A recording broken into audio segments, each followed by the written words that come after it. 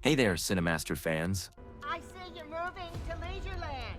Hope you're ready for some movie magic. Let's dive right in. The film Downsizing begins with a scene in an American laboratory where we see a scientist conducting tests on mice. Afterwards, he goes to his colleague and tells him, "We succeeded and reached the result we wanted." After some time, a conference is held, and one of the scientists announces that they have found a way to better preserve the planet's environment due to the overpopulation happening in the world. Suddenly, he reveals his colleague, the other scientist, and the shock is that this scientist has become smaller, only a few centimeters tall. He tells them, "This is our new discovery that will change humanity for the coming years, and it will reduce pollution." 10 years after these events, we see Paul, a physical therapist working in a lab. Later, we see him at a restaurant with his friends, and they are following the news of the downsizing project. He returns home and meets his wife, Audrey. The next day, they go to a party with their old school friends. Some of their friends surprise them by revealing that they have become small people. Paul sits with his small friend, who tells him that everything has become better. They live the life of luxury they always dreamed of, and everything is cheaper for their size. Their words influence Paul and Audrey, and they both head to the place where the small people's communities. There, Paul and Audrey see the luxury life offered to small people. They can buy mansions for very low prices,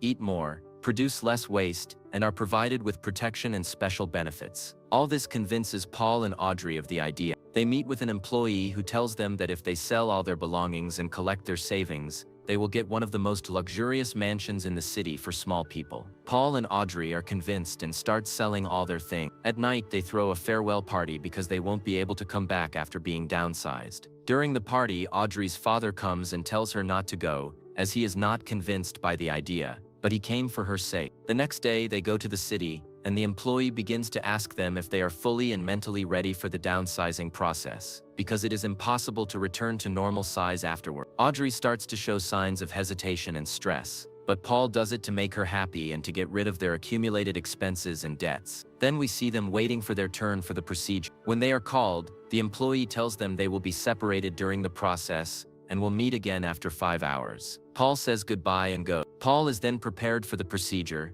They shave his hair and eyebrows, extract his teeth, and then he and the others are taken to the downsizing room. They are injected with a substance that shrinks them. The door is closed, and the process begins. When the door opens, everyone, including Paul, is now smaller. Afterwards, they tell Paul that Audrey has a call for him. When he answers, he hears Audrey's voice. She apologizes and says she couldn't go through with it. She couldn't leave her friends and family, so she didn't go through with the procedure and stayed her normal size. Paul tells her that he did all this for her and that she betrayed him, but she says her concern was to make him happy and she forgot herself, so she's sorry. She hangs up, leaving Paul in shock. Paul then goes to the small people's city and arrives at the house he dreamed of living in, but he had hoped to live there with his wife who left him. A year later, Paul signs the divorce papers from Audrey after she requested it. After starting to adapt to the city, Paul gets a new job. He goes to a friend's birthday party, where his friend tells him he needs to start a relationship after his divorce from Audrey. Paul says he already has a date. That night, we see him having dinner with Kristen, the woman he's dating. While they're talking, noise comes from the second floor. Paul says it's his neighbor who parties every day. He goes to ask him to turn down the music. The neighbor, Dusan, comes down and Paul sees a real flower at its normal size and asks where he got it. But Paul ignores the question. Kristen leaves, and it's clear her relationship with Paul isn't good. Paul takes the flower and goes up to Dusan's apartment, where everyone is gathered and the party is full of people. He starts looking around, and in an attempt to find meaning, a woman offers him a pill, which is clearly a drug. Paul starts hallucinating and partying wildly until he loses consciousness. The next morning, he wakes up and sees one of the cleaning workers walking strangely. Paul gets up and starts talking to her but keeps focusing on her odd walk. He follows her and catches her stealing medicine from Dusan's house. She says she isn't stealing, she has a sick friend and Dusan allowed her to take what she needs. She leaves, and he tells her he noticed she has a prosthetic leg, which affects her walk and causes her pain. He noticed this due to his profession. He starts helping her and she asks him to help her sick friend, since he has medical experience. She insists he comes with her and he eventually goes. On the way, he realizes they're leaving the small city through a tunnel into the outside world. They meet her Vietnamese friend,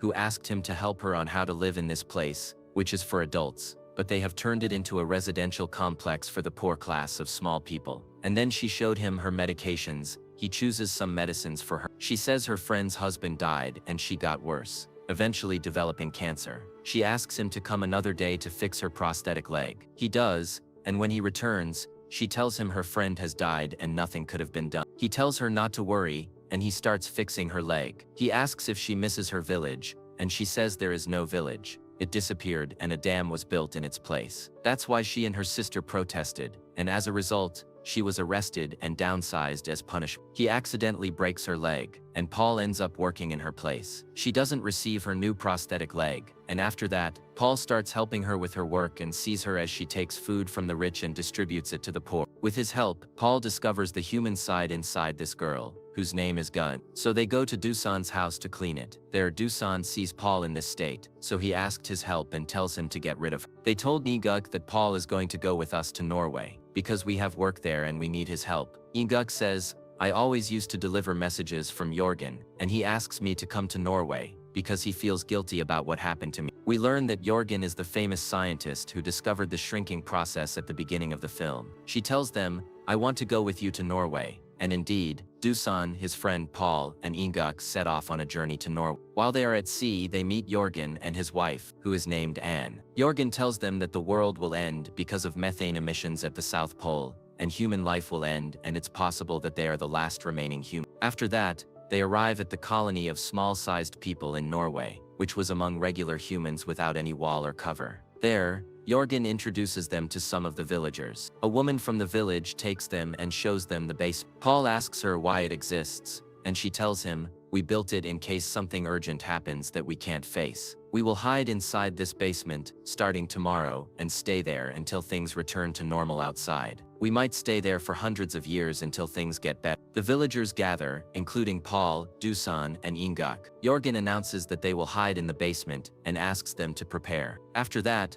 Inguk comes to Paul and says we're ready to go back to our country, and I miss my friends there. He tells her that they are all going to die anyway, and asks her to hide with the rest of the people in the basement. But she refuses and says I could never leave the people I love and go into this hole. She asks Doosan and his friend to convince Paul. The next day, we see Paul enjoying his time with the villagers on their last day before entering the basement. Inguk comes and asks him about his true feelings for her, but Paul doesn't admit anything, remaining focused on the importance of survival and staying alive. Regardless of her feelings toward him, he had another goal. Afterwards, we see them all gathered, watching the last sunset with the villagers. At night, people start entering the basement or tunnel, including Paul. He says goodbye to Doosan and Inguk gives him a Bible, asking him to remember her with it. After that, he enters the tunnel and starts walking. On the other side, Doosan and Inguk stay waiting. Paul remains confused and lost in his thoughts, but then he makes his decision, quickly returns to Doosan and Inguk, apologizes to Inguk, and tells her,